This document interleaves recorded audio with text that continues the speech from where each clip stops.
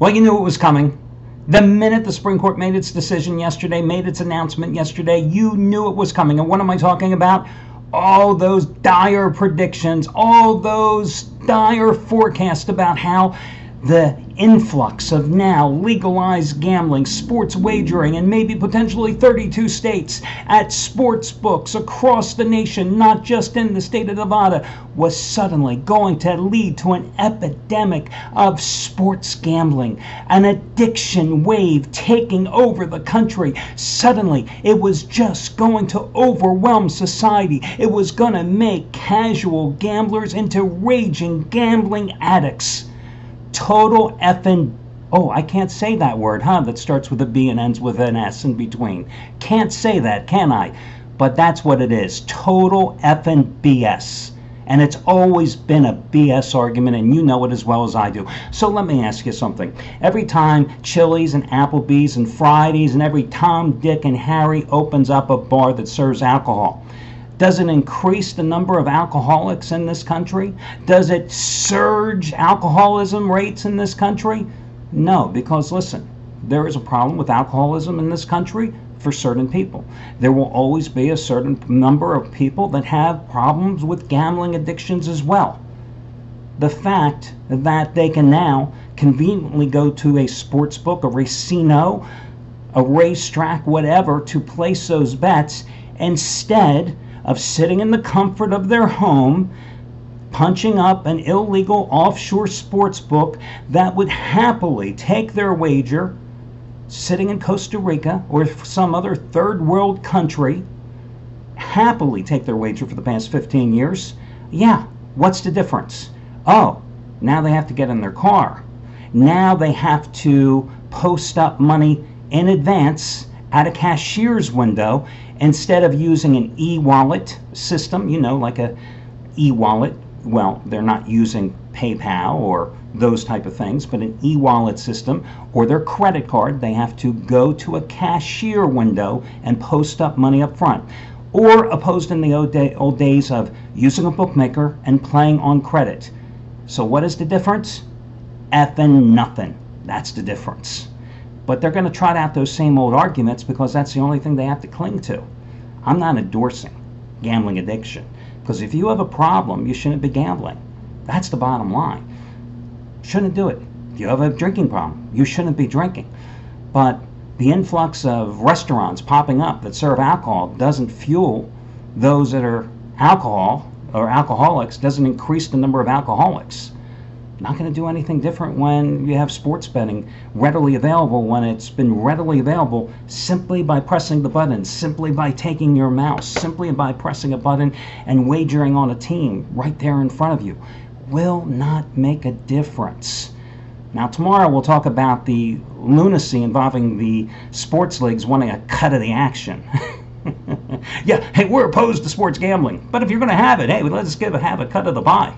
Yeah, I want a piece of that action too. Okay, listen, guys, here's the bottom line. You want to talk about the big featured play today? I chose to put Brandon Lang as the featured play today because he is the only handicapper other than me who is perfect 2-0 in the conference finals. Because he has had 50-9 winner number 4 in a row on the Celtics on Sunday and 50-9 winner number 5 in a row on the Warriors last night. I, of course, have given you those two free plays as free plays the past 2 days. So today, he has his biggest postseason play, period, a 75-9 play on game number 2 of the Cavaliers and Celtics, and you get it for over half price off by using coupon code PLAYOFFS. But I can tell you that I am on the exact same side as he is. And Steve Buden's Cali Cartel is on the exact same side as well. But they are not 2-0, like me. Now, I personally think my analysis is better than his, but hey, you know, what can I tell you? That's me. I think I'm much better. Always have been. Bottom line. End of story. We move on. All the other discounts and coupons are of only extension number 1.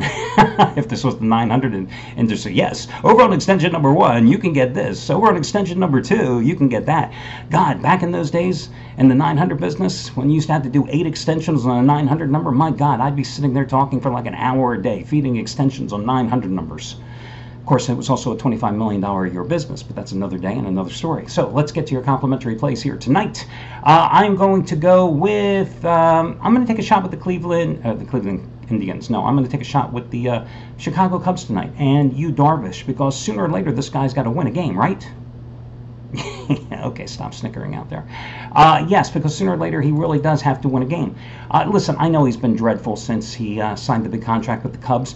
This guy is never going to be #1 starter. He never has been, as far as I'm concerned. I think he's a good, solid 14 to 15 game winner. I think the odds are going to turn to his favor, and I think it's about time it happens. He's coming off the disabled list, where he's been with the flu. His last start was May 2nd. Yes, he's 0-3 with a 6 earned run average. He lost to the Braves at home in his Wrigley Field debut, April 13th. He's never impressed me as being a money pitcher.